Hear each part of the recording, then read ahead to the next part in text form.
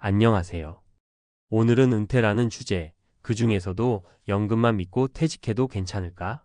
하는 이야기를 해보려고 해요. 사실 대부분의 직장인이 은퇴라고 하면 은근히 막연한 기대와 두려움을 동시에 갖고 있잖아요. 정년까지 일 열심히 하고 퇴직하면 연금 타면서 내가 하고 싶은 거 하면 되지 않을까? 이렇게 생각하시는 분들도 많으시고요. 저 역시 비슷했어요. 그런데 막상 은퇴해본 분들의 이야기를 들으면 현실은 생각보다 만만치 않다고 합니다. 오늘 소개할 분은 전자회사에서 35년간 엔지니어로 근무하시다가 퇴직하신 분인데 주위에서 들려오는 연금만으로도 넉넉하다는 소리에 솔깃해서 별다른 대비 없이 회사를 떠나셨어요. 문제는 막상 퇴직을 하고 보니 연금이 생각만큼 넉넉하지 않았다는 거죠. 본인도 내가 이럴 줄은 몰랐다고 많이 놀라셨다고 해요. 그래서 오늘은 이 사례를 중심으로 은퇴가 바로 코앞인 분들이나 이미 은퇴하신 분들께 조금이라도 도움이 될 만한 이야기를 나눠보겠습니다. 첫 번째 사례 연금, 생각보다 적어서 2차 충격. 퇴직 후의 첫 달은 해방감에 즐거웠다고 하시더라고요. 내가 드디어 퇴직했구나.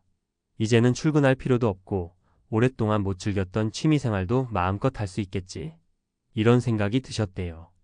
그런데 시간이 지나면서 기쁨보다 걱정이 커지기 시작했대요.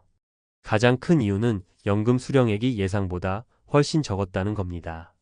사실 이분은 월급여가 꽤 괜찮았고 퇴직금도 받았으니 연금 퇴직금이면 최소한 먹고 사는데 지장 없을 것이라고 생각했대요. 은퇴 후엔 집도 마련되어 있으니 크게 지출할 데가 없을 거라고 낙관하셨고요. 근데 연금은 국민연금 외에 사적으로 가입해둔 게 거의 없었고 회사에서 주는 퇴직금도 생각보다 많은 세금이 빠져나가더랍니다. 그러다 보니 결국 한 달에 손에 쥐는 돈이 이걸로 내가 생활할 수 있나 싶을 만큼 크게 줄어버린 거죠. 더 큰 문제는 예기치 못한 지출이에요. 부모님 부양, 자녀 결혼 비용, 갑자기 아파서 쓰게 되는 병원비 등등. 막상 퇴직하고 보니까 직장 다닐 때처럼 일정한 수입이 들어오지 않으니 한 번씩 큰 돈이 나갈 때마다 가슴이 철렁철렁 하더랍니다. 아, 내가 너무 무모했구나.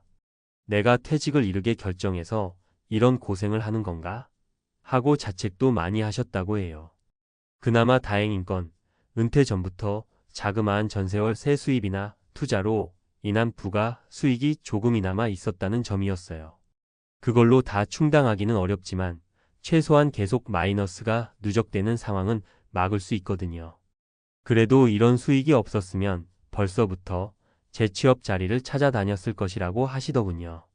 이 이야기를 들으면서 느낀 건 연금이 생각보다 부족할 수 있다는 걸 반드시 염두에 두고 다른 수익원을 마련하거나 생활비 규모를 조절하는 계획이 필요하다는 겁니다. 이 두 번째 사례 오래 일했지만 모아둔 돈 어디 갔지? 두 번째 이야기는 비슷한 전자업계에서 30년 넘게 일하신 분의 사례예요. 이분도 나는 그래도 일정 기간 꼬박꼬박 돈을 모았으니 남들보단 형편이 낫겠지 하고 생각하셨대요. 그런데 막상 퇴직을 하고 자산을 정리해 보니까 큰 재산은커녕 어딘가로 돈이 술술 다 빠져나가 버린 흔적만 남았더랍니다. 왜 그랬을까요? 이야기 들어보니까 자녀 교육비와 주택 마련, 그리고 각종 생활비로 상당한 금액이 계속 지출되었던 거예요. 게다가 엔지니어로서 연구 개발 업무가 계속 바쁘다 보니 정확히 얼마가 들어오고 나가는지 꼼꼼하게 챙길 여유가 거의 없었다고 하시더라고요. 매달 월급 들어오면 대출 갚고 자녀 학원비 내고 병원비 등 갑작스러운 지출이 있으면 카드로 긁고 이런 생활이 30년 넘게 반복되다 보니 어느새 모아둔 돈이 거의 없었죠. 게다가 퇴직 후엔 지출이 확 줄어들겠지라고 생각했는데 실상은 달랐다고 해요. 회사를 다닐 때는 오히려 법인 보험이나 단체 보험 혜택, 회사 복지 제도 등을 이용하느라 의료비나 각종 지원을 받았는데 막상 퇴직하니까 그런 혜택이 다 사라지더랍니다. 어쩔 수 없이 사비로 보험을 가입하려니까 나이가 많아져서 보험료가 훨씬 비싸졌고요. 결국 이분은 더 늦기 전에 알바라도 해야겠다는 생각에 배달이나 주차 관리 업무처럼 일용직 위주의 일거리를 찾아보고 계셨어요. 엔지니어로 30년 넘게 일했는데 막상 은퇴 후에는 전혀 다른 업종에서 일해야 한다니 참 격세지감이 느껴진다고 하셨죠. 결국 오래 일했다고 해서 누구나 많은 돈을 저축해두는 건 아니라는 사실, 그리고 지출 관리가 얼마나 중요한지를 다시금 깨닫게 되는 사례였습니다. 3번째 사례. 퇴직 후 내 꿈 찾아 떠난다 했는데, 마지막은 좀 다른 이야기를 해볼게요. 은퇴하실 때 이제부터는 내가 좋아하는 일만 하면서 살 거야 하고 결심하시는 분들 있으시잖아요. 평생 엔지니어로 일하면서 해오고 싶던 일을 제대로 못 해본 경우가 많으니까요. 그래서 가령 여행 작가나 사진가, 아니면 유튜브 채널 운영이나 공방 창업 같은 거요. 근데 제 지인의 예를 하나 말씀드리면, 이분도 전자회사 생산기술 파트에서 25년 일하시고 나서 퇴직하는 날만 손꼽아 기다리셨어요. 여행 채널을 만들어서 전 세계를 돌아다니며 영상도 찍고 글도 쓰면서 살겠다는 꿈을 품고 있었죠. 하지만 문제는 무엇이었을까요? 여행을 다니려면 돈이 필요하잖아요. 물론 유튜브나 SNS가 잘 되면 수익이 생길 수도 있지만 초기에는 어느 정도 투자 비용이 들어갈 수밖에 없죠. 처음에는 퇴직금으로 장비도 사고 여행 경비도 마련하고 또 여기저기 다니면서 콘텐츠를 만들기 시작했는데요. 호기롭게 시작한 지 반년쯤 지나니까 슬슬 자금 사정이 빠듯해졌어요. 아직 채널 구독자나 조회수도 그렇게 많지 않으니 광고 수익이 거의 없더랍니다. 아무래도 온라인 플랫폼 경쟁이 워낙 치열하니 단시간에 성과 내기가 쉽지 않은 거죠. 결국 이분도 고민 끝에 가족의 생계와 본인의 꿈 사이에서 어느 정도 타협을 해야만 했어요.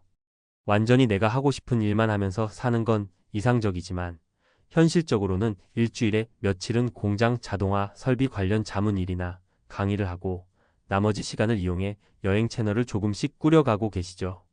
자기가 좋아하는 일을 전업으로 하려면 그만큼 사전에 안정적인 수입원을 만들어 두거나 최소한 몇 년은 버틸 자금이 필요하다는 걸 뼈저리게 깨닫게 되었다고 해요. 은퇴 후 삶 어떻게 준비하면 좋을까? 지금까지 세 분의 이야기를 들어보셨는데 다들 저마다 꿈과 기대가 있으셨고 또 나름대로 열심히 일해 오셨음에도 불구하고 퇴직 후에는 생각보다 빠듯하고 불안한 상황에 놓이게 되셨죠. 이를 통해 우리가 미리 깨달아야 할 점이 몇 가지 있어요. 연금만으로는 부족할 수 있다. 국민연금이든 개인연금이든 실제로 매달 얼마가 들어오는지 정확히 계산해 보셔야 합니다.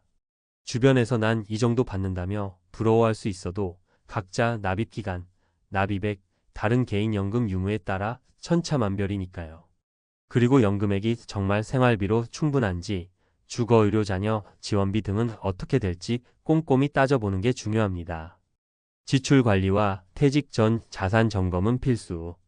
퇴직 직전에 한 번쯤은 내가 가진 자산과 부채, 매달 고정 지출을 정확히 파악해야 합니다.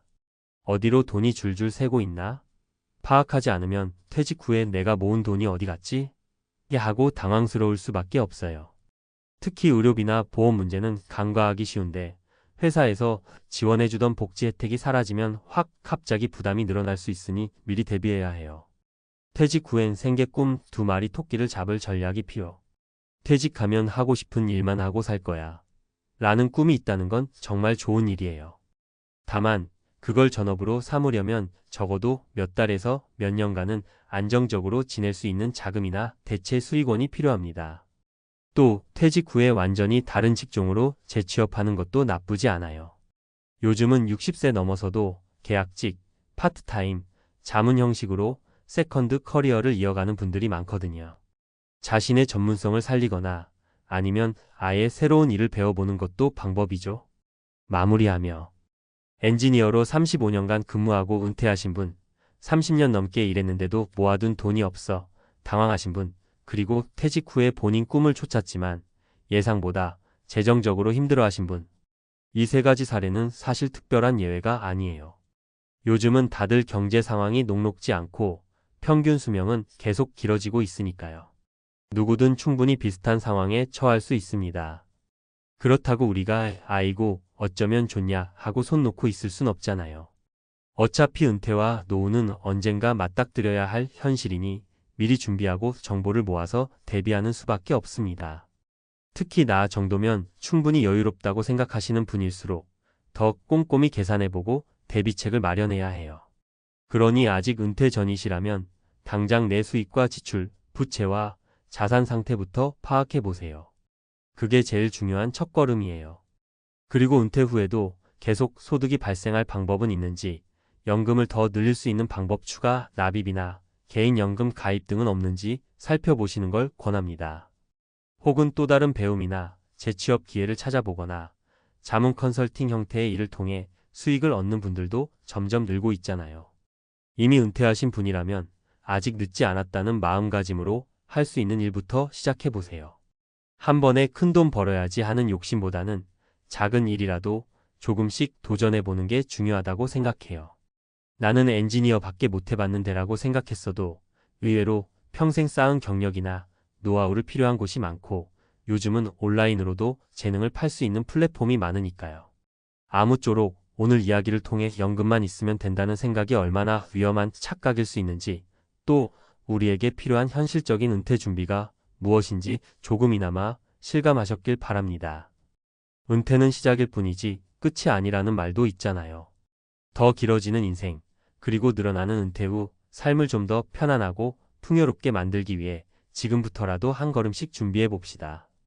오늘 이야기가 혹시라도 여러분께 작은 힌트나 동기부여가 됐다면 좋겠네요. 감사합니다.